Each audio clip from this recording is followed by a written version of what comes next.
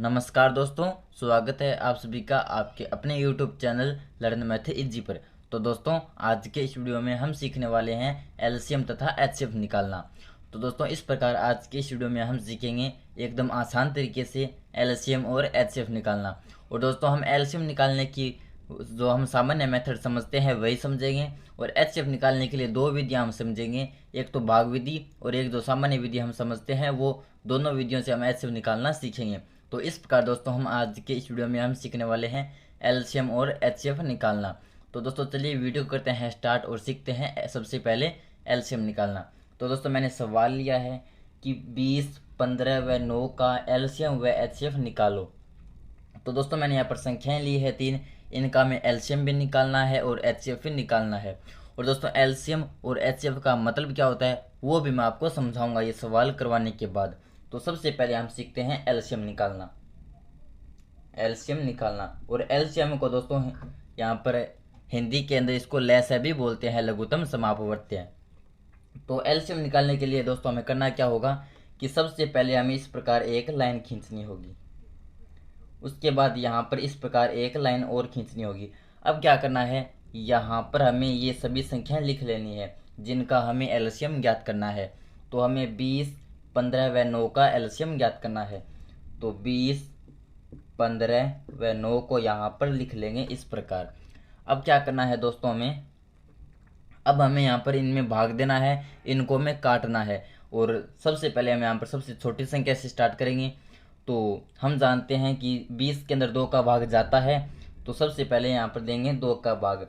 तो 20 के अंदर 2 का भाग कितनी बार जाएगा, तो ये जाएगा 10 बार। जब हम 2 का पढ़ा 10 बार पढ़ेंगे तो आता है 20। अब 15 में 2 का भाग पूरा पूरा जाता नहीं है, यानी 15 2 से कटता नहीं है, तो 15 को ऐसा का ऐसा लिख देंगे।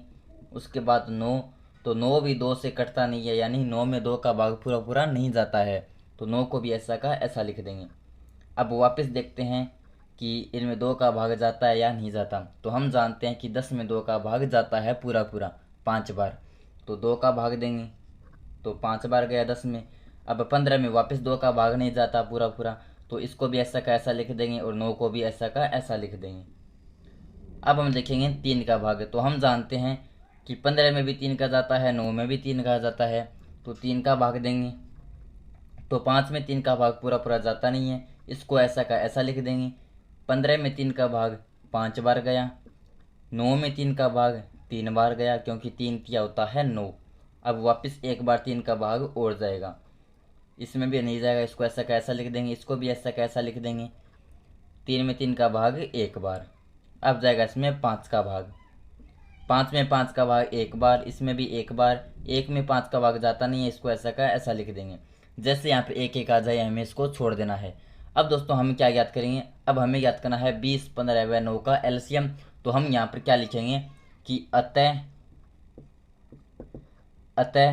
20, 15 और 9 का 20, 15, 9 का एलसीएम बराबर हो जाएगा।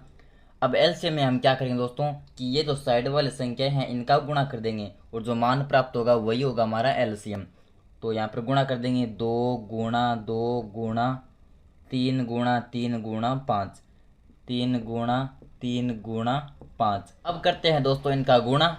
तो 2 का 2 के साथ गुणा तो 2 दूनी 4, 4 का 3 के साथ गुणा तो 4 तिये 12, 12 का 3 के साथ गुणा तो 12 तिये 36, और 36 का 5 के साथ गुणा तो 36 5 जे 180। तो इस प्रकार दोस्तों एलसीएम आ गया हमारे पास 180। तो इस प्रकार 20, 15 व 9 का एलसीएम आ गया हमारे पास 180। तो ये तो था दोस्तों एलसीएम निकालने का तरीका कि एलसीएम कैसे निकाला जाता है। अब हम समझते हैं एलसीएम का मतलब, कि एलसीएम का मतलब क्या होता है वास्तव में। तो दोस्तों, एलसीएम की फुल फॉर्म होती है लोवेस्ट कॉमन मल्टीपल, जिसे हिंदी में बोलते हैं लघुत्तम समापवर्त्य। और इसका मतलब ये होता है दोस्तों, लोवेस्ट कॉमन मल्टीपल का मतलब ये होता है कि 180 वो सबसे छोटी संख्या है जिसके अंदर 20 का भी भाग जाता है, यानी 20 से भी विभाजित होती है पूरी पूरी, 15 से भी विभाजित होती है, और 9 से भी विभाजित होती है। यानी दोस्तों 20, 15 और 9 का एलसीएम 180 आया है। इसका मतलब ये है कि 180 वो सबसे छोटी संख्या है जिसके अंदर 20 का भी भाग जाता है, 15 का भी भाग जाता है, 9 का भी भाग जाता है। इन तीनों संख्याओं का पूरा पूरा भाग इसमें जाता है। 180 से छोटी आपको कोई संख्या नहीं मिलेगी जिसके अंदर 20 का भी भाग जाता है, 15 का भी भाग जाता है, 9 का भी भाग जाता है, वो भी पूरा पूरा। तो इस प्रकार दोस्तों ये था हमारा पहला टॉपिक, एलसीएम निकालना। और एलसीएम का मतलब क्या होता है वो भी मैंने आपको समझा दिया। तो इस प्रकार दोस्तों ये था हमारा पहला टॉपिक, एलसीएम निकाला, जिसके अंदर हमने 20, 15 व 9 का एलसीएम निकालना सीखा। अब यहाँ पर दोस्तों मैं आपको एक सवाल देता हूँ, जो आप अभी के अभी इसको हल कीजिए और उसका आंसर मुझे कमेंट बॉक्स में कमेंट करके ज़रूर बताइए। आपका सवाल ये है कि आपका सवाल है कि 28 और 35, 28 और 35 का एलसीएम निकालना है और आपका जो भी मान आए वो मुझे अभी के अभी कमेंट बॉक्स में कमेंट करके ज़रूर बताइए। अब सीखेंगे दोस्तों हम एचसीएफ निकालना। तो अब हम सीखेंगे एचसीएफ निकालना। और दोस्तों एचसीएफ निकालने के अंदर हम दो विधियां पढ़ेंगे। एक तो जो सामान्य विधि होती है जिस प्रकार हमने एलसीएम निकाला उस तरीके से पढ़ेंगे, और एक हम पढ़ेंगे भाग विधि। तो वैसे तो होती दोनों भाग विधि है, दोनों के अंदर भाग का यूज होता है, लेकिन हम उसे अलग अलग मानते हैं। तो सबसे पहले तो हम सीखेंगे 20, 15, 9 का एचसीएफ निकालना, वो भी उस तरीके से जिस प्रकार हमने एलसीएम निकाला। तो इसके अंदर हम करेंगे क्या कि उसी प्रकार इस प्रकार लाइन खींचेंगे और इस प्रकार एक लाइन खींचेंगे और इन संख्याओं को यहाँ पर लिख देंगे इस प्रकार 20, 15 और 9।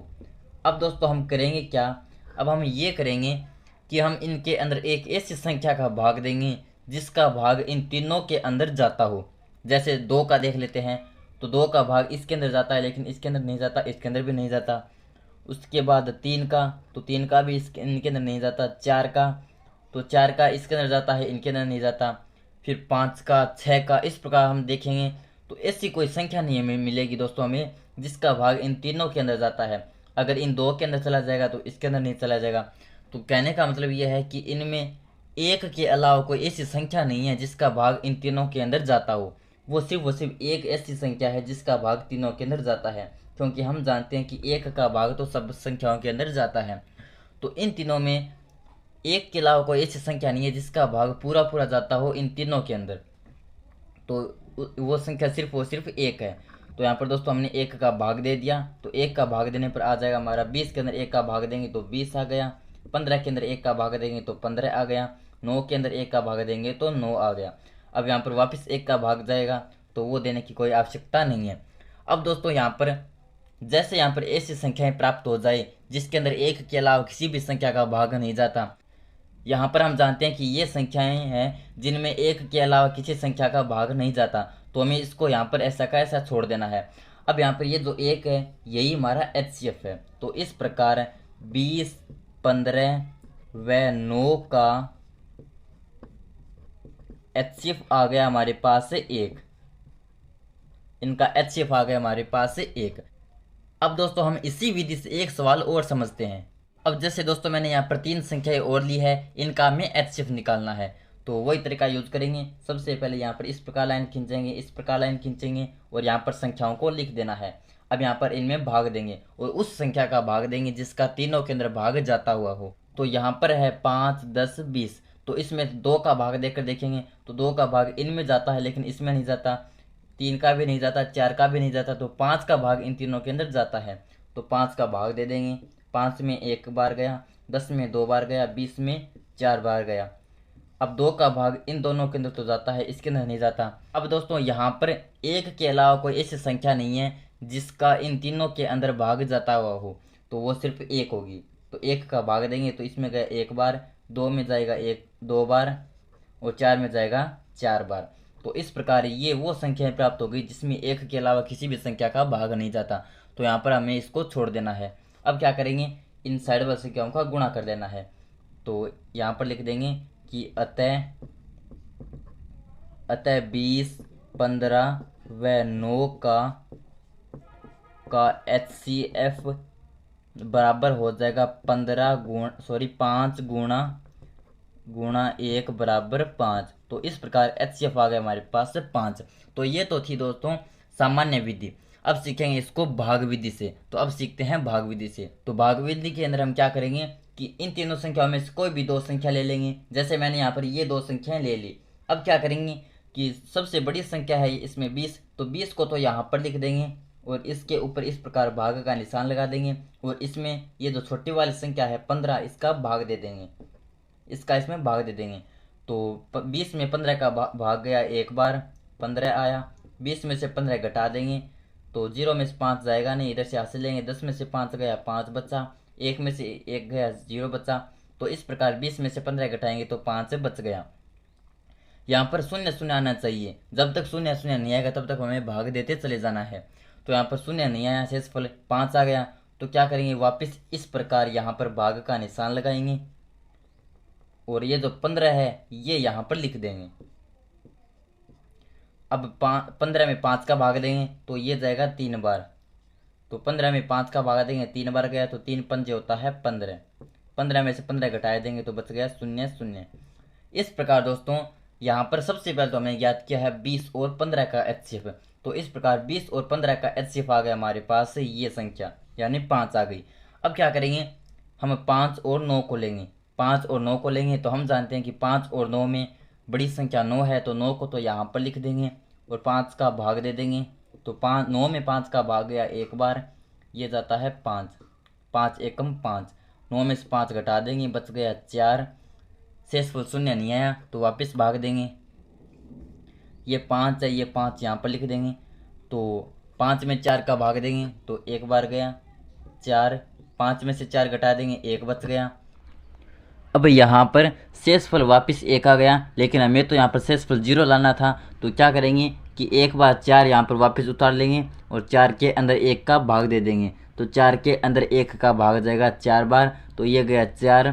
क्योंकि 4 एक हम एक का पढ़ा जब 4 बार बोलते हैं तो आता है 4। अब 4 में से 4 घटा देंगे तो शेषफल आ गया हमारे पास 0। तो जैसे ही हमारा शेषफल 0 आ गया तो जिस संख्या का हमने भाग दिया है, यानी हमने 1 का भाग दिया है, तो वो 1 हो जाएगा हमारा एचसीएफ। तो इस प्रकार दोस्तों 20, 15 व 9 का एचसीएफ आ गया हमारे पास 1। और हमने पहले जब निकाला था तो इसका भी 1 ही आया था, जो मैंने सामान्य विधि से निकाला था तो इसका जो एचसीएफ है वो 1 ही आया था और यहाँ पर भी 1 आया है। तो इस प्रकार दोस्तों ये हो गया हमारा आज का टॉपिक, एलसीएम और एचसीएफ निकालना। और अब हम समझ लेते हैं एचसीएफ की फुल फॉर्म क्या होती है। तो दोस्तों एचसीएफ की फुल फॉर्म होती है हाईएस्ट कॉमन फैक्टर, यानी इसे हिंदी में बोलते हैं मैथ से, महत्तम समापवर्ती। इसका मतलब ये है दोस्तों कि एक से हाईएस्ट यानी एक से बड़ी ऐसी कोई संख्या नहीं है जिसका भाग 20, 15 और 9 तीनों के अंदर जाता हुआ हो। तो इस प्रकार दोस्तों आज के इस वीडियो में हमने एकदम आसान तरीके से पढ़ा एलसीएम और एचसीएफ निकालना, और इनका अर्थ भी पढ़ा कि एलसीएम क्यों कहते हैं, एचसीएफ क्यों कहते हैं। तो दोस्तों अगर आपको ये वीडियो पसंद आया तो वीडियो को लाइक कर दीजिए और साथ ही हमारे चैनल को सब्सक्राइब कर लीजिए, ताकि इसी तरह की वीडियोज़ आपको इस चैनल पर देखने को मिल सके। धन्यवाद। Thanks for watching.